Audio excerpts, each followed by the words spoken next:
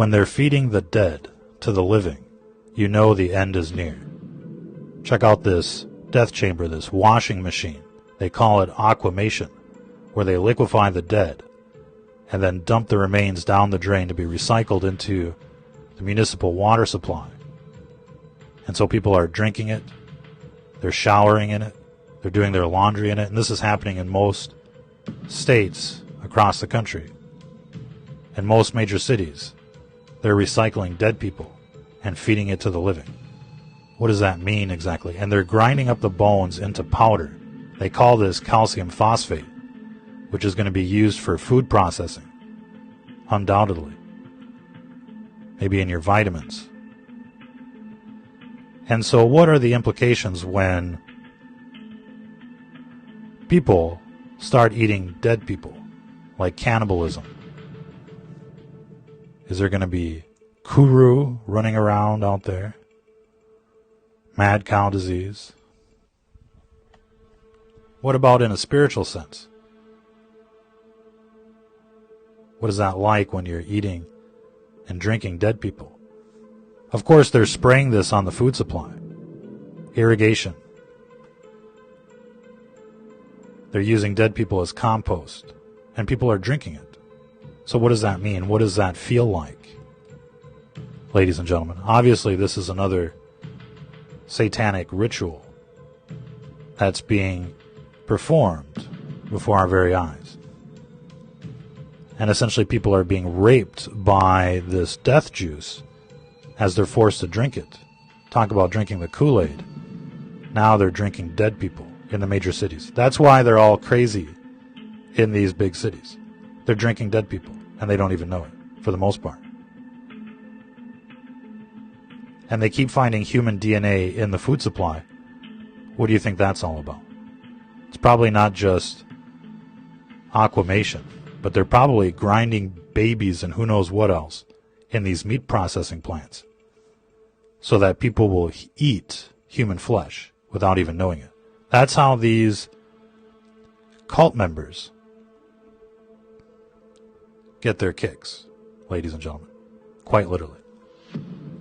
So aquamation has been around for about 10 years now, and it's spread to nearly every state and every major city because they're running out of space, they say, in the cemeteries. They just can't build a new one outside of town, so they're going to liquefy you. And it's like the movie The Matrix. How long before people end up in pods like this, connected to the Matrix? Probably sooner than you think, ladies and gentlemen. We're well on our way to transhumanism and assimilation. But this is some scary technology, because this can be deployed in all sorts of different ways, and people can disappear and just end up down the drain. Don't ask us what the video guy is doing on vacation. So there's all sorts of different models and all sorts of different types, according to the reports. There's the hardcore hydrolysis, and then there's the soft hydrolysis. And the difference is the temperature and the time it takes to dissolve a body.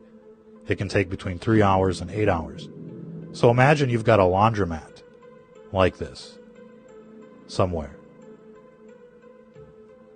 How many people can disappear in a day in a laundromat just like this, with these types of washing machines? Undoubtedly, we'll be seeing facilities like these connected to the quarantine camps in the beginning. Of course, after a while, they just won't care anymore, and you'll start seeing the smokestacks coming from these quarantine facilities, saying it's for your protection. But obviously, if we're to the point where we're liquefying the dead and feeding it to the living and calling it organic or environmental, you know these people on television have gone mental, that these people in the cities have gone mental, and it's just, without a doubt, talking to these people is useless. They don't want to hear the facts. They don't want to hear the truth. They're always going to spin it like liberals and call it for your protection. Call it your imagination. These crazies will call you crazy and say, this is perfectly fine. This is perfectly natural. This is science. Look at that. They got no problems putting the bones into a meat grinder, putting it into a bag, and saying, oh, we got some calcium phosphate. It's no longer human remains anymore. These are just chemicals. And so they're going to end up in the food supply. They're going to end up as fertilizer.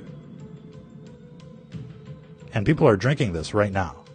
And again, what kind of effect does this have when you drink something like this? When you drink wine, I mean, you get drunk, right? What happens when you're drinking this type of juice? You hear about the cult members drinking the adrenochrome. What about the average sheeple that's being fed this death juice? What does that do to them? Obviously, it turns them into zombies. Obviously, these people are going to be vibrating at a different frequency, at a very low frequency. But you just can't imagine dumping this into the water supply. But they do. You've heard of the expression from crap to tap.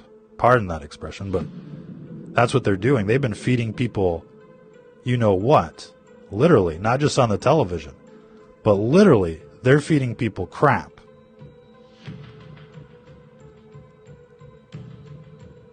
And they've been doing this for years.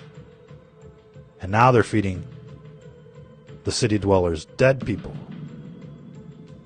But it tastes, it tastes just like tap water. You ever wonder why your tap water comes out cloudy and then it dissipates, turns clear? That's all the chemicals doing their magic.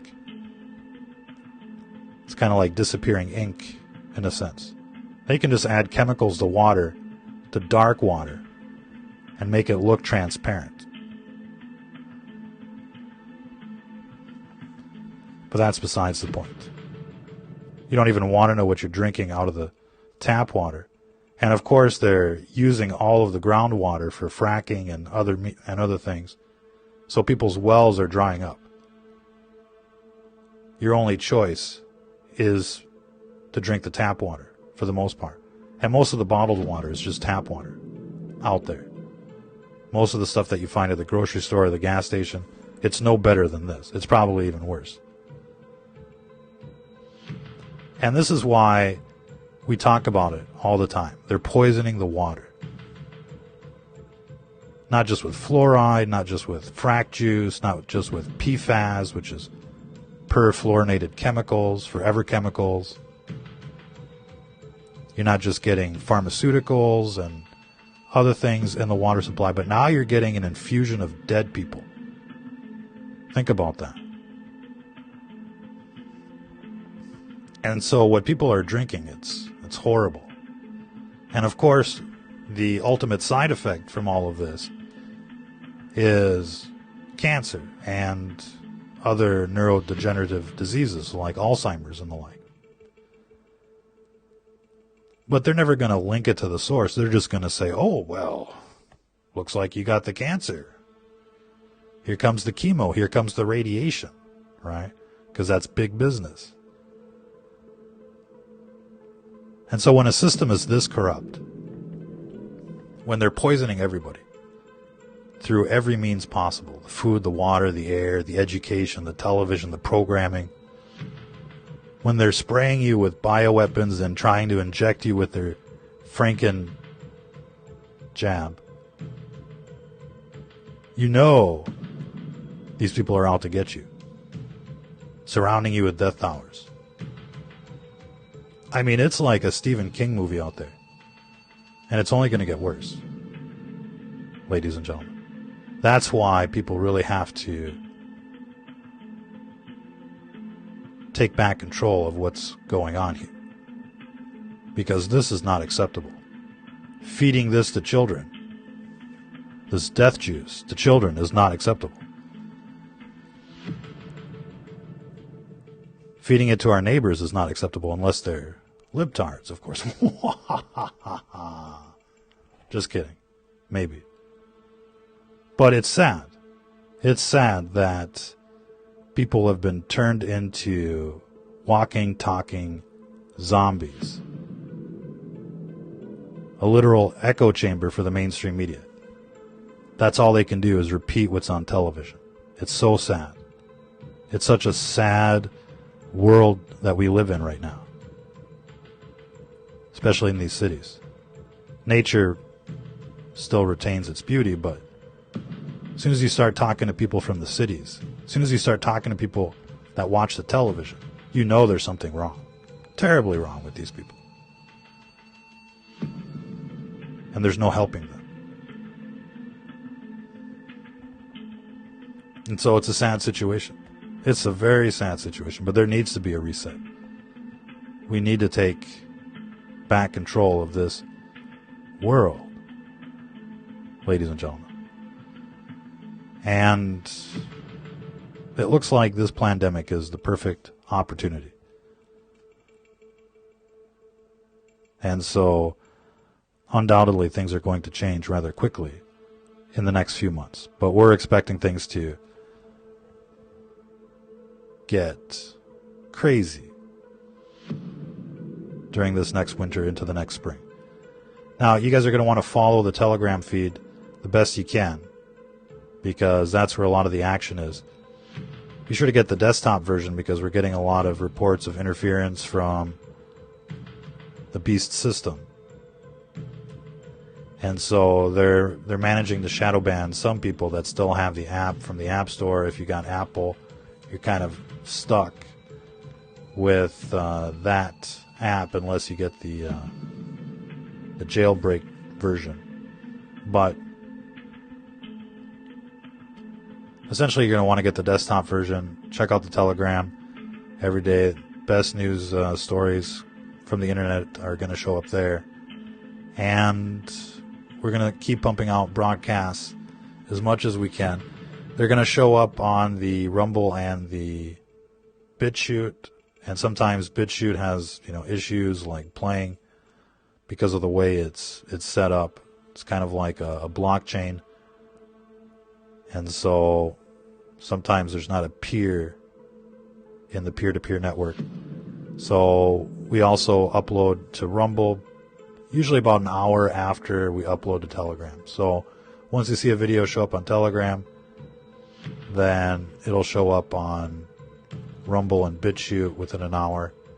And so be sure to subscribe to those pages in the worst case scenario so that you can see the broadcast of the day. We're going to be doing a pretty graphic broadcast on what's happening in Afghanistan, more than likely later today. And we'll be back on Monday, or probably Sunday, with another broadcast as well for this crowd. But it's going to get real out there.